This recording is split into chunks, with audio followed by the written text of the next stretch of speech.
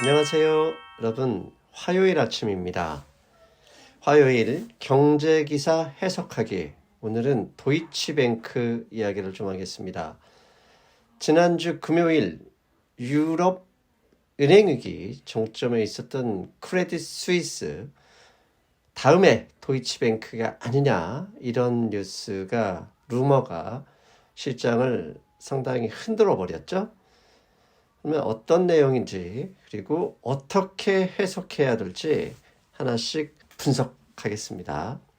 먼저 3월 24일 금요일 밤에 나왔던 뉴스 제목입니다. 다음은 도이치뱅크다. 은행주 폭락, 유럽 전역 전염. 예, 무서운 얘기입니다. 도이치뱅크는 유럽 최대 은행이죠. 그리고 유럽 최대 경제권인 독일. 만약에 도이치뱅크가 문제가 생긴다면 리먼 브로더스는 세 발의 세 발의 피도 안 되죠.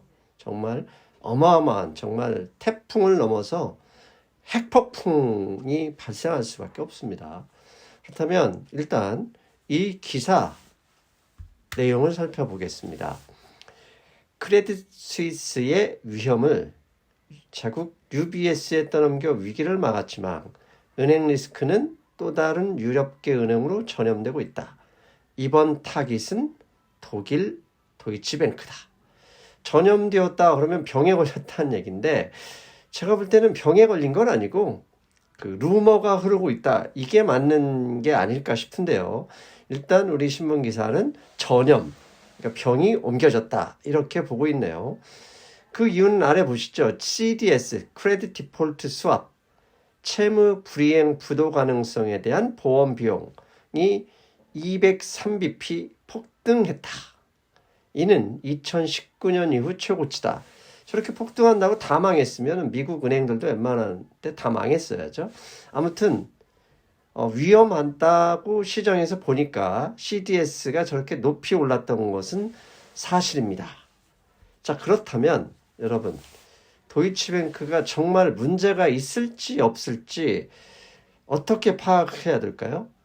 어떤 기업이 문제가 있다는 저런 폭락론이나 위험한, 사실 겁나는 뉴스가 나올 경우 투자자라면 가장 먼저 팩트 체크를 해보셔야 됩니다. 단순히 하루아침에 어떤 기업이든 자고 일어났더니 망하는 기업은 없죠.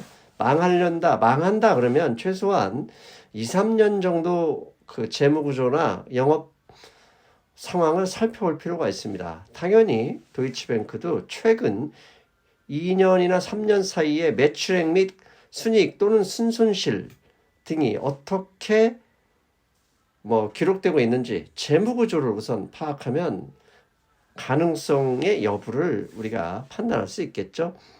먼저 크레딧 스위스, UBS가 인수하면서 유럽 금융기관의 이런 스트레스를 일으켰던 장본인 크레딧 스위스의 재무 상황을 먼저 보겠습니다. 지금 보시는 그림은 두 개의 사진인데, 왼쪽은 크레딧 스위스 전체 그룹, 크레딧 스위스 전체 그룹의 넷 프로핏, 그런데 0 이하죠? 예, 손실입니다. 21년과 22년, 2년 연속으로 큰 손실을 봤네요. 그런데 크레딧 스위스의 인베스트먼트 뱅크 프로핏입니다. 즉 크레딧 스위스 얼마나, 그러니까 은행보다는 투자은행에서 큰 손실 또는 큰 이익을 기록할 수 있는데요.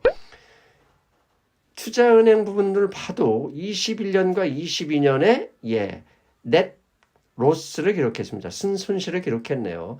저렇게 큰 손실, 21년에 큰 손실을 기록한 이유는 몇 번 이미 알고 계시죠. 빌황, 아케고스, 빌황, 우리 빌황 한국인이죠. 빌황이 중국 인터넷 기업들 주식에 대규모 레버리지를 이용해서 크레딧 스위스가 약 50억 달러 이상 빌려준 걸로 알려져 있는데요. 그게 파산했기 때문에 그건 다 날렸죠. 그러면서 대규모 손실을 기록했던 겁니다. 21년, 22년 저렇게 대규모 손실을 기록하고 있었고, 그런데 최근에 SBB가 문제가 되면서 투자자들이 걱정을 했던 거죠. 그래서 UBS로 넘어갔어요. 그렇다면 도이치뱅크는 넷 손실인지 넷 프로핏인지 한번 봐야 되겠죠? 지금 보시는 그림은 지난 10년 동안의 도이치뱅크의 순손실 또는 순이익, 넷 프라핏을 보여드리는 그림인데요.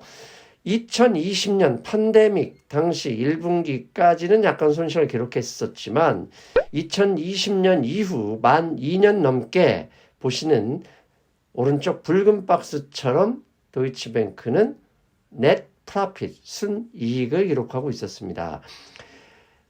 작년 3분기에는 11억 유로, 그러니까 유로가 그 달러보다는 좀 세죠. 그러니까 달러화 기준으로 한다면 아마 저 당시 약 13억 달러 정도의 분기 이익을 기록했습니다. 그러니까 최근 2년 동안 도이치뱅크는 시장이 걱정하는 것과는 다르게 돈 잘 벌고 있었습니다.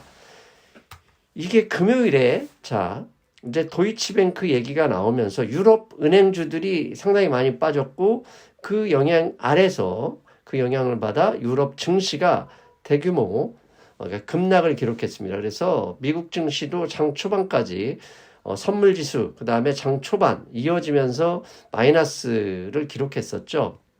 그런데 유럽은행에 도이치뱅크 정도의 문제가, 그러니까 대단히 큰 은행이 문제가 있다 그러면 은행들 간에 돈을 빌려주지 않겠죠. 왜? 도이치뱅크가 망한다 그러면 도이치뱅크에 돈을 빌려줬거나 거래하는 은행들이 누구냐 이러고 법인 잡기에 나서서 자금 시장이 완전히 유동성이 축소됩니다. 그것을 보여주는 그림이 TED 스프레드입니다. TED, 미국 국채와 유럽 은행 간의 리보 금리 차이. 이 금리가 높을 경우 스트레스가 심하다 이렇게 해석할 수 있는데요. 일단 금요일에 TED 스프레드를 보면 전일에 비해서 21%가 올랐습니다. 하지만 비율 21%보다 더 중요한 게 0.63이라는 겁니다. 즉 TED 스프레드가 0.63인데 진짜 문제가 있다면 팬데믹 수준, 팬데믹 당시에 1.6까지 올라갔었네요. 근데 현재 0.63이면 그렇게 큰 걱정할 필요는 없을 것 같습니다. 왜냐하면 22년 작년 초에 뭐 도이치뱅크 얘기 별로 없었잖아요. 뭐 CS 얘기도 별로 없었는데 CS 얘기는 아껴보스 때문에 계속 문제가 있긴 했었지만 그때 기록했던 수준만큼밖에 올라가지 않았습니다. 즉 TED 스프레드만 보면 조금은 좀 스트레스를 받고 있지만 파산을 뭐 걱정할 수준은 아니다 이렇게 말씀드릴 수 있겠네요. 그렇다면 앞에 도이치뱅크의 지난 3년간, 2년간의 재무구조, 영업순이익을 CS와 비교했을 때 이렇게 볼 수 있겠네요. 즉 도이치뱅크의 재무구조는 크레딧 스위스와는 본질적인 차이가 있다.